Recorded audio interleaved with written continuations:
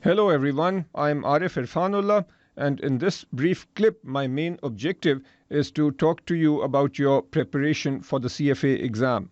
But before I go there, I just hope that you and your families are staying safe in these very difficult times.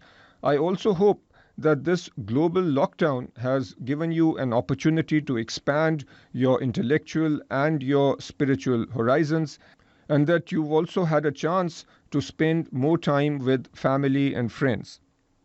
Now let's come to your CFA exam. The good news is that the CFA Institute has announced the dates for the exam. The 2020 Level 1 exam is on 5th December. You also have the option to defer this exam to 2021.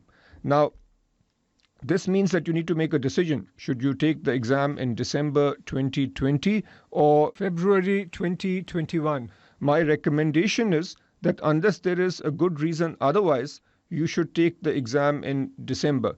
This will mean that you can take level 2 then in 2021 and essentially get back on schedule with respect to your CFA program journey.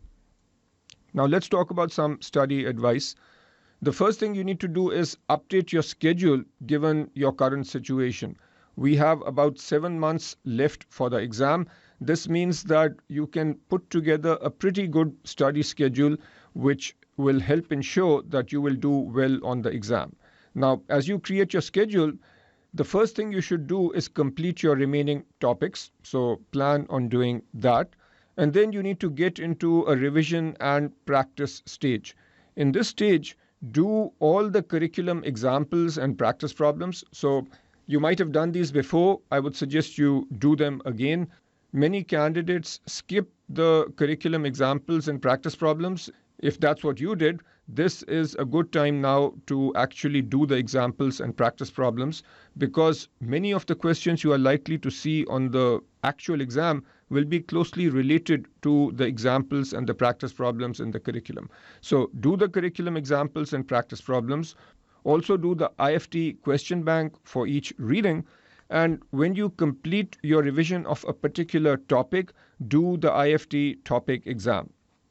Try to make sure that this round of revision and practice is completed by the end of September.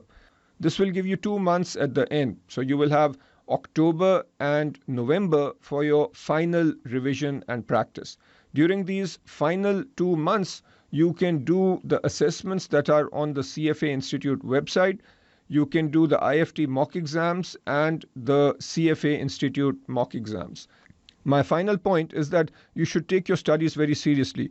And I say that because all candidates have extra time to study. This means that the minimum passing score will probably be higher this time. And you want to make sure that you study as hard as possible so that you can clear the level 1 exam in December. So that is it for now. Just make sure that you stay safe, keep your family safe, and in parallel, try to do as much studying as possible. All the best. Bye-bye.